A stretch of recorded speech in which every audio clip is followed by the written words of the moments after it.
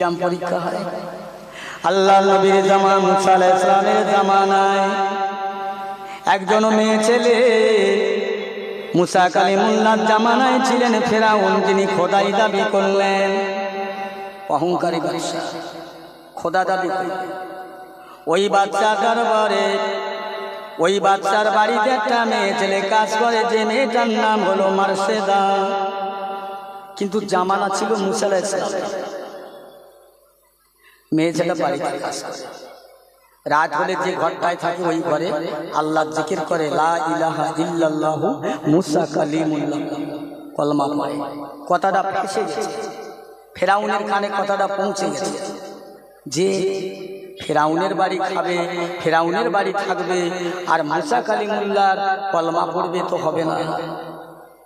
খবরটা পৌঁছে গেছে। ফেরাউন গিয়ে বলছে, এই মার্শেদা, তুমি কি রাতের বেলা ঘুমাও না?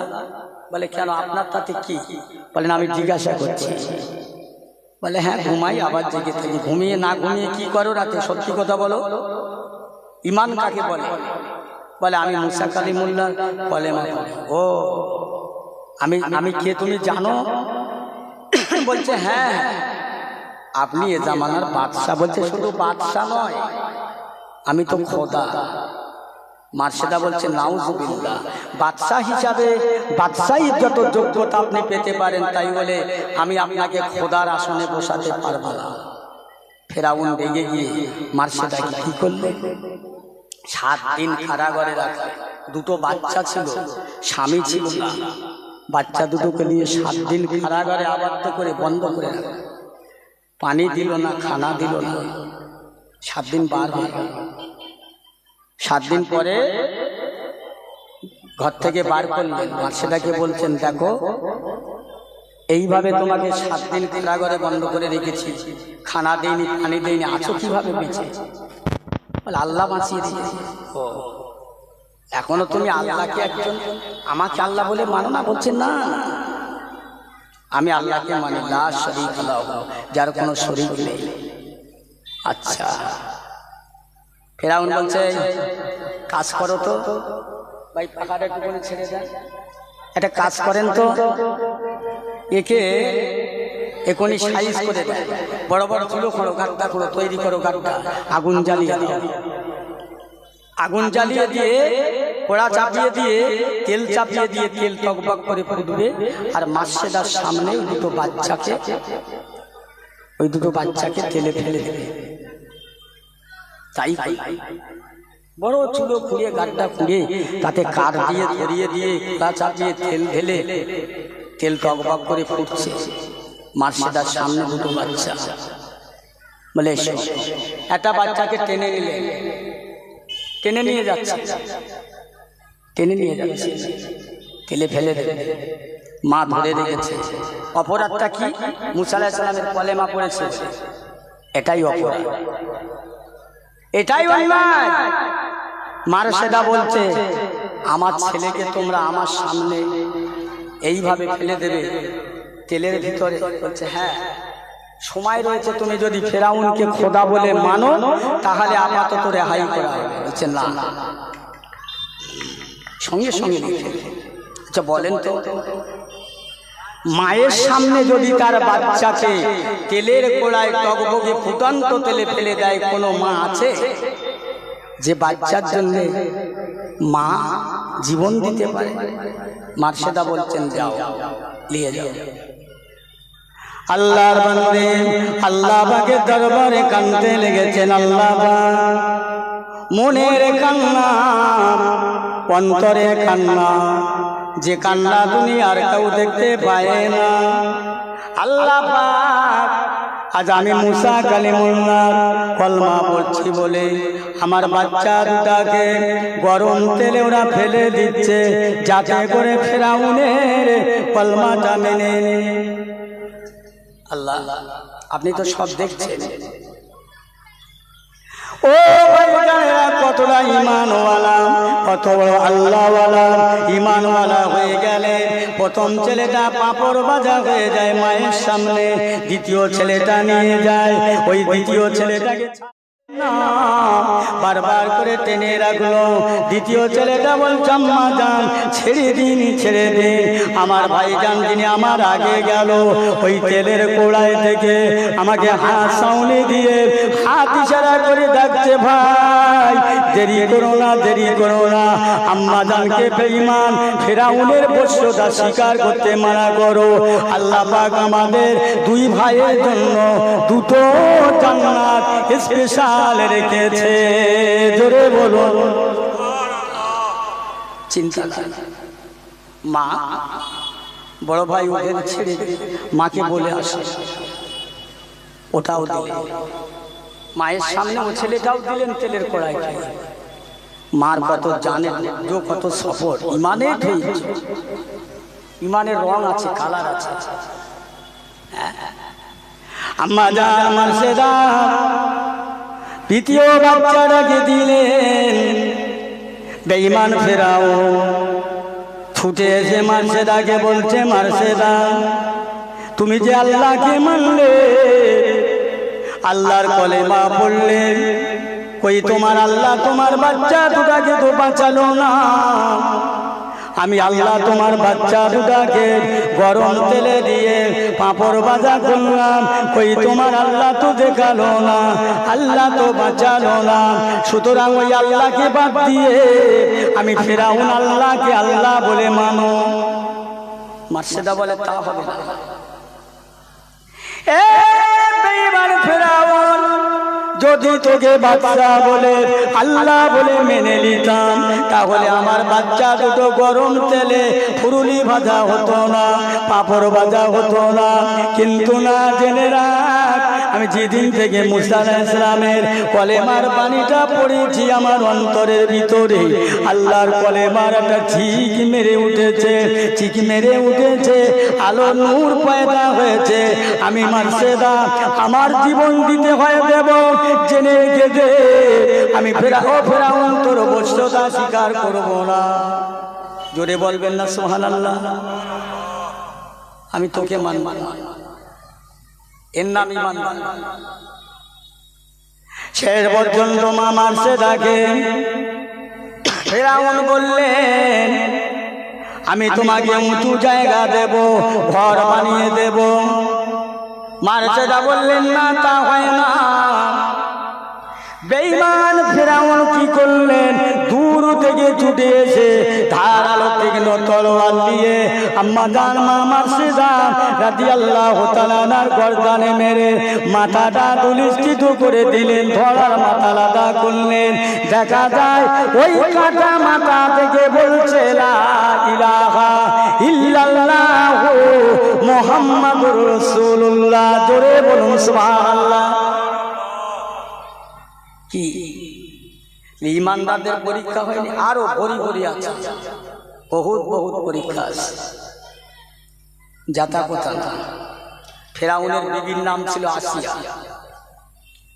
তিনি ওই জান্নাত বেহেশতি। আসিয়া ফেরাউনের স্ত্রী হয়ে জান্নাত। আহা, ফেরাউনের বিবি আসিয়া রাতের বেলা ঘরের মধ্যে একা মুসা আলাইহিস সালামের কলমা জপে। ফেরাউন ফলো করে দেখে তারপর দিন সকালবেলা আসিয়াকে বললেন, আসিয়া তুমি রাতের বেলা ঘরের মধ্যে কি করো? বলছে, আমি লা ইলাহা ইল্লাল্লাহু মুসা কালিমুল্লাহ। তুমি কার বিবি? আমার বিবি না, আমার ঘরে থাকবে, আমার ঘরে খাবে, পথে তুমি মুসা কালিমুল্লাহর কলমা পড়বে, এটা তো হয় না। বলছে, দেখুন হুজুর, আপনি বাদশা হিসাবে আপনার যতটা প্রাধান্য, যতটা ইজ্জত সম্মান পাওয়ার আপনি পাবেন, কিন্তু আপনাকে খোদার আসনে বসাতে পারবো না। করে বলবেন সুবহানাল্লাহ। কে বলছে? বিবি আসিয়া। পারবো না, বাদশা হিসাবে যতটা সম্মান পানেওয়ালা পাবে, তাই বলে আপনাকে খোদার জায়গায় আমি বসাতে পারবো না, খোদা বলে মানতে পারবো না। আসিয়াকে 7 দিন কারাগারে রাখা, একদম পানি পর্যন্ত দেখালে। 7 দিন পরে বার করে আসিয়াকে বলছে, আসিয়া শোনো, তোমাকে এমন একটা উঁচু ঘর বানিয়ে দেওয়া হবে যেখানে বিনা হাওয়ায় বিনা বাতাসে রাজমিস্ত্রিরা কাজ করতে ভয় পাবে, ইট পাটকেল পড়ে যাবে। এইরকম একটা উঁচু ঘর বানানো হবে তোমার জন্য। আসিয়া তুমি আমাকে খোদা বলে স্বীকার করো। আসিয়া বলেছিল তোমার অত উঁচু ঘরের দরকার নেই, বিল্ডিং বালাখানার দরকার নেই, কিছুর দরকার নেই, দরকার আমার আখিরাতের শান্তি। আমি মুসা কালিমুল্লাহকে গনি বলে মেনেছি, আল্লাহকে আল্লাহ বলে মেনেছি, তোমাকে আমি স্বামী বলে মেনেছি। জোরে বলুন সুবহানাল্লাহ। আল্লাহ বলে মানতে পারবে না। 7 দিন পরে বার করলেন। আসিয়া বলে কি হবে? আল্লাহর বান্দা আসিয়া আলাইহিস সালাম নিজের স্বামীকে বললেন কি করবা রাতে করতে পারেন। ফেরাউন হাজার হাজার সভাসদ বরগণদের ডেকে দেন, এ আমার সভাসদ বরগণেরা, শিষ্য জাগরেতেরা, তোমাদেরকে বলছি শুনে লাও, জেনে লাও। তোমরা চলে যাও পাহাড়ি দেশে চলে যাও, বড় বড় পাহাড়ের পাথরগুলো তুলে এনে আসিয়াতে হয়ে চাপা দাও, দেখি ওর আল্লাহ কেমনে বাঁচায়। শুধু তাই নয়, আসিয়াকে ধরে নিয়ে মরুভূমি ময়দানে উবুড় করে শুইয়ে দিয়ে 4 হাত এক জায়গায় করে পেরেক দিয়ে বদ্ধ করে দাও, ওখানে পড়ে থাকবে, পাথর এনে চাপা দেবে। আসিয়ার কোন খোদায় বাঁচায় একবার দেখবো। ভাই রে ভাই, আমার আল্লাহ পাক জানিয়েছেন বান্দা যদি আমার হয়ে যায় আমি আল্লাহ পাক তার হয়ে যায়। বান্দা আমার, আমি আমার বান্দার, বান্দা আমার, আমি আল্লাহ আমার বান্দার। তার দুনিয়ায় কেউ ক্ষতি করতে পারে না, দুনিয়ায় ক্ষণেকের জন্য কষ্ট দিতে পারে, মেরে দিতে পারে। আমি আল্লাহ তার মারার মালিক, আমি আল্লাহ তার রাখার মালিক।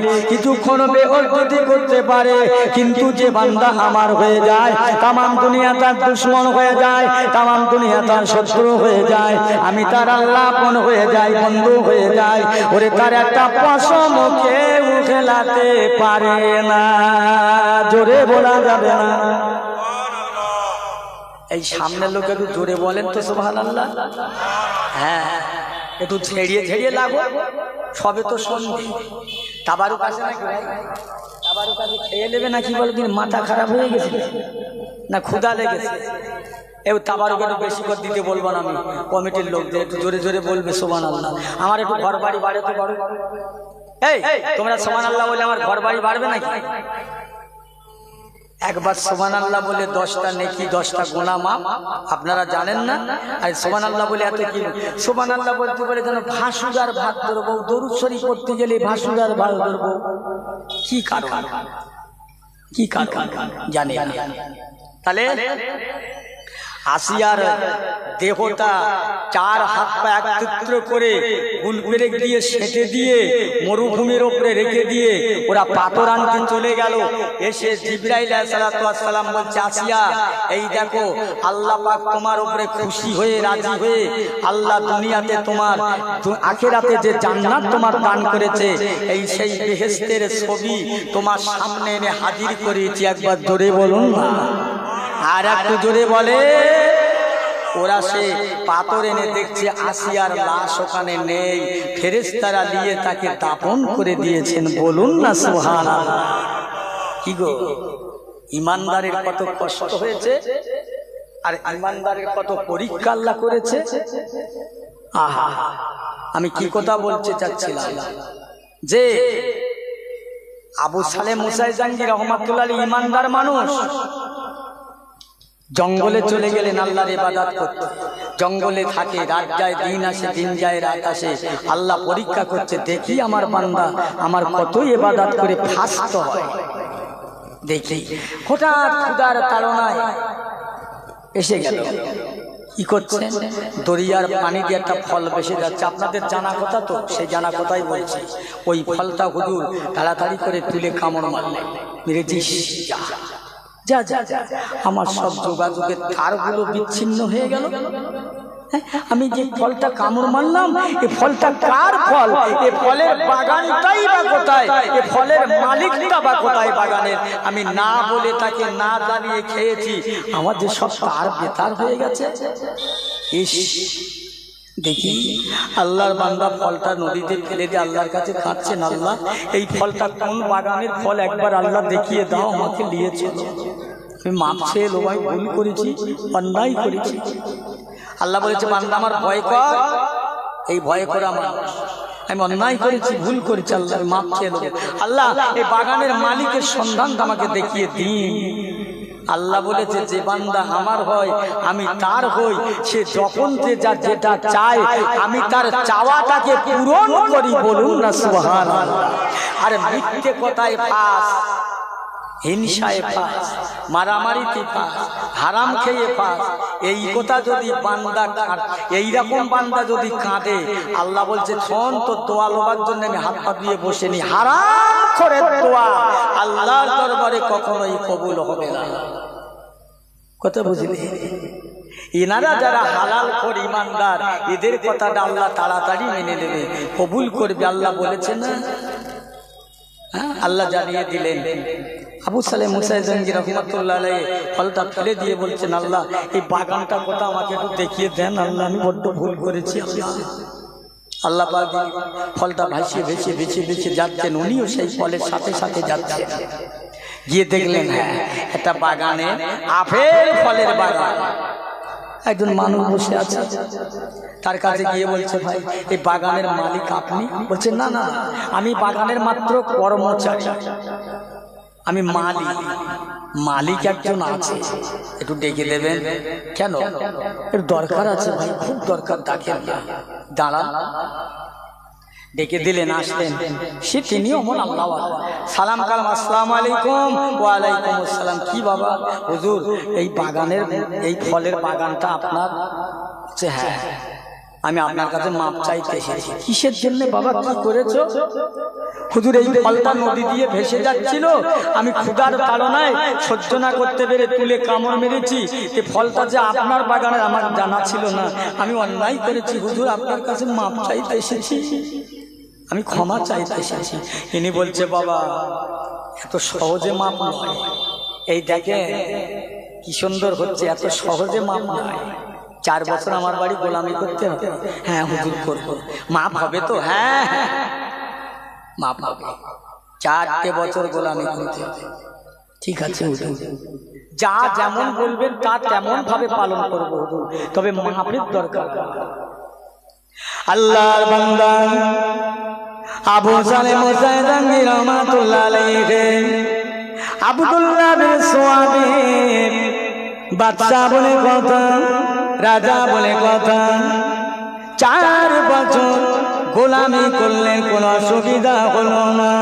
তাহাজ্জুদের নামাজ পড়বে, পৌষ মাসের ঠান্ডায় পানিটা গরম করে দেয়, এমনি করে 4টা বছর কখনো পারে বাবা ভুল করলো না, গোলামি করতে ভুল হলো না। 4 বছর পূর্ণ হয়ে যাবে, আগামীকাল সকাল হয়ে গেলে সন্ধ্যাবেলা বলছে হুজুর গো কাল সকাল হয়ে গেলে আমার 4টে বছর পূর্ণ হবে, আমাকে মাফ করে দেন, আমাকে ক্ষমা করে দেন। বাবা সকাল হোক, দেরি করো, অপেক্ষা করো, ধৈর্য ধরো। সকাল হয়ে গেলে হুজুর আমাকে বিদায় দেন, আমাকে দোয়া করুন, মাফ করুন, চলে যাব। বাবা দাঁড়াও দাঁড়াও। হুজুর কি হয়েছে? এই বাগানটা না 4 বছর আগে আমার ছিল, 4 বছরের আগে আমি আমার মেয়ের নামে লিখে দিয়েছি, আমার মেয়ে যদি মাফ করে মাফ হবে। হুজুর একটু বলুন আপনার মেয়েকে মাফ করে দিতে। আল্লাহর বান্দা বাড়ি যান, ঘুরে ঘুরে আবার আসলেন। হুজুর কি খবর? বাবা আমার মেয়ে মাফ করতে চায়, তবে মেয়ের একটা শর্ত মানতে হবে। এই শুনছেন তো কথা কি বলছে? সবাই শুনতে পাচ্ছেন তো? আমার মেয়ের একটা শর্ত মানতে হবে। কি হুজুর? আমার মেয়ে বিয়ে করতে হবে, তবে মাফ করে দেবে।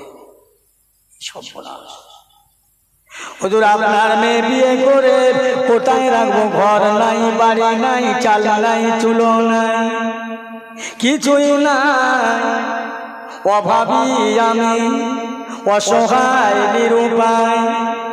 আপনার মেয়েকে নিয়ে আমি কোথায় রাখবো? কি খাওয়াবো? বিয়ে করে কোথায় রাখবো?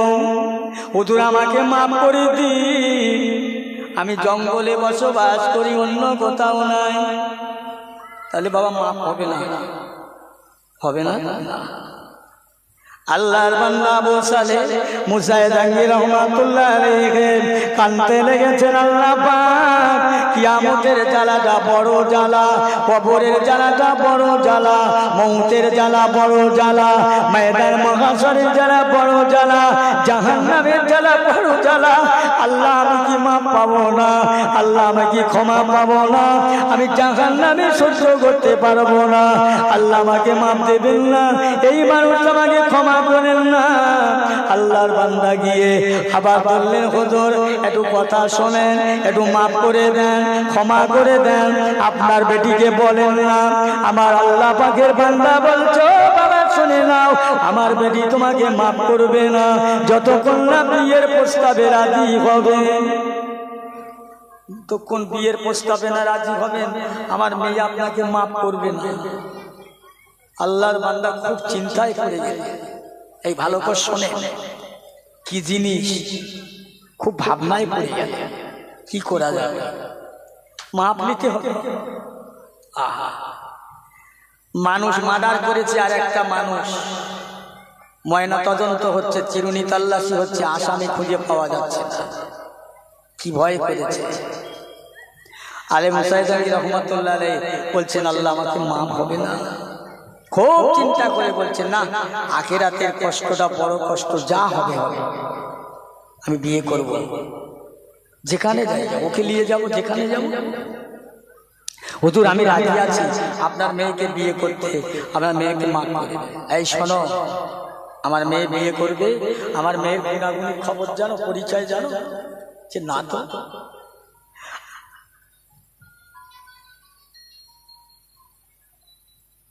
হ্যালো, ওয়ালাইকুম আসসালাম। এই আমি একটা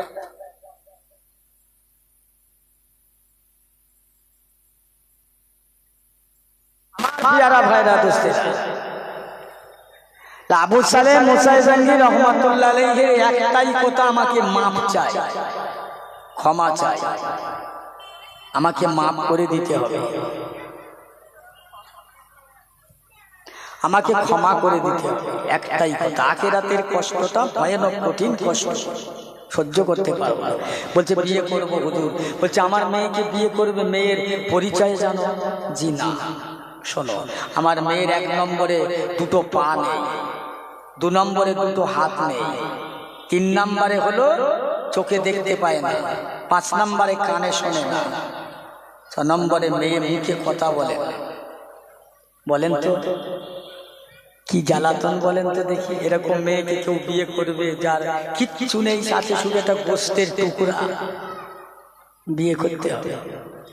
আল্লাহর বান্দা চিন্তা করেন, হাত যদি না থাকতো চলা যেত, পা যদি না থাকতো চলা যেত, কানে শুনতে পায় না, চোখেও দেখতে পায় না, জবানে কথা বলতে পারে না, হাত দুটো নুলো, পা দুটো নুলো, তবে কি শুধু একটা গোস্তের টুকরা?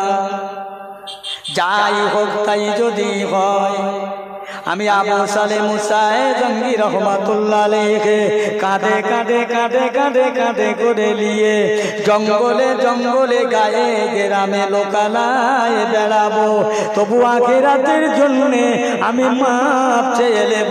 জোরে বলুন সুবহানাল্লাহ। জঙ্গলে ঘুরবো। ও মুসলমান ইমানদার, ভালো করে শুনেলেন, আল্লাহর বান্দা মুসা আলাইহিস সালামের বিয়া হয়ে গেল। মুসা জাহাঙ্গীর বিয়ে হলো। বিয়ে হবার পরে শ্বশুর বললেন, যাও বাবা, এই যে বাড়ির মধ্যে তোমাকে আজ আমি যাবার অনুমতি দিলাম।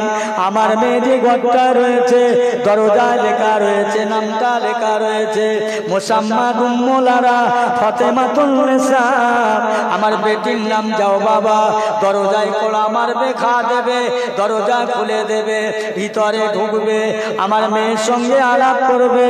ও মুসলমান ইমানদারেরা, ভালো করে শুনে নাও, যেই না দরজায় কোড়া মারলে, খা মারলে, দরজাটা খুলে দিলেন, দেখতে পেলেন পুরো ঘরটা পূর্ণিমা চাঁদের ন্যায়। জোরে বলুন সুবহানাল্লাহ। কি ব্যাপার? আমার শ্বশুর কি আমার সাথে প্রতারণা করলো, মিথ্যে কথা বললো? কি সর্বনাশ! সঙ্গে সঙ্গে কাপড় চোপড়ে চোখে মুখে বেঁধে নিয়ে কি করলেন, বেরিয়ে পড়লেন। না, থাকা যাবে না, দাম নেই। আল্লাহর বান্দা তার আব্বাকে ডেকে বলছেন, আব্বা জান, কেমন ছেলের সঙ্গে আমার বিয়ে দিলেন, যে ছেলে আমার ঘরের মধ্যে ঢুকে আমাকে দেখে লাফ মেরে বেরিয়ে পড়লেন। আবার সেই ঘরের মালিক বাদশাহ গিয়ে বলছে, বাবা চলে আসলেন কেন? হুজুর, আমার বিয়াদবি মাফ করবেন, আপনি আমার সঙ্গে প্রতারণা করছেন। কেন বাবা? না, আপনি যে বললেন আমার মেয়ের পা নেই, হাত নেই, চোখে দেখে না, মুখে কথা বলে না, কানে শোনে না, আমি তো দেখলাম সবকিছু মজবুত আছে, তুই এমন করলেন কেন? ফের যাও বাবা, ফের যাও, সেখানে গেলে বুঝতে পারবে, আমার মেয়ের কাছে সব শুনবে। বলে, হুজুর আপনার কথার সঙ্গে কথা যদি মেলে তা ভালো, নইলে আমি চোখে কাপড় মারলাম, পর্দা করলাম, আপনার মেয়ের কাছে শুনবো কি, তারপরে কথা। হ্যাঁ হ্যাঁ। আল্লাহর বান্দা আবার গেলেন, দরজা খুলে দিলেন, ঘরের মধ্যে প্রবেশ করলেন, চোখে পর্দা করলেন। ও আল্লাহর বান্দে, আপনার আব্বা জান আমার সঙ্গে যে কথা বললো, প্রতারণা করলো, মিথ্যা কথা বললো না সত্য বললো, জানি না। হুজুর কি হয়েছে? আমার আব্বা কি একবার এসে তো পালিয়ে গেলেন। হ্যাঁ, এই আল্লাহর বান্দির জন্য পালিয়ে গেলাম। আপনার আব্বা বললেন, আমার মেয়ের প্রথম নম্বরে দুইটা পা নাই, 2 নম্বরে হাতে নাই, 3 নম্বরে চোখে দেখেন না, 4 নম্বরে মুখে কথা বলে না, কানে শোনে না।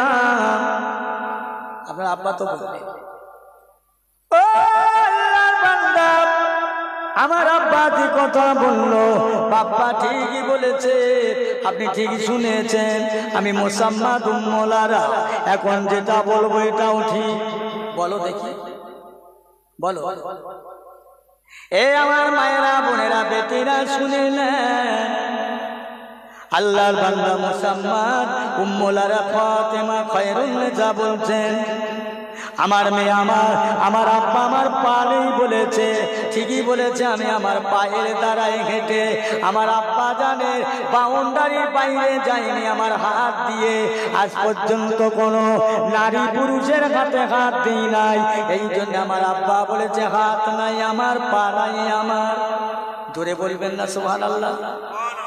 ও তোমার আমার ঘরের ফাতেমা ঢালা দুনিয়া চষতেছে, এতটা কাপড় তুলে ওর মেয়েদের পর্দা কদ্দুর থেকে কদ্দুর পর্যন্ত এই মশলা দিতে আসে, মাথা থেকে পাতার পার পাতা পর্যন্ত পর্দা, আর পুরুষের নাভির উপর থেকে হাঁটুর নিচু পর্যন্ত পর্দা ফরজ। এখনকার যুগের ফাতেমারা পর্দা করছে এই পর্যন্ত, মাঝে মাঝে চুলও কাটছে। আর খোদার কি কল, এই যে বিজ্ঞান এমন একটা জিনিস, এই মোবাইল তুলে দিয়েছে, জানি না কি অভিশাপ না কি, আল্লাহই জানে। সারা জীবন চলছেই তো চলছে, দিন রাত চালাচ্ছে, এর পেটে বাচ্চা রয়েছে, তাম দুনিয়া ঘুরছে, পর পুরুষের দেখছে, ফেরিওয়ালার কাছে গিয়ে গল্প করছে।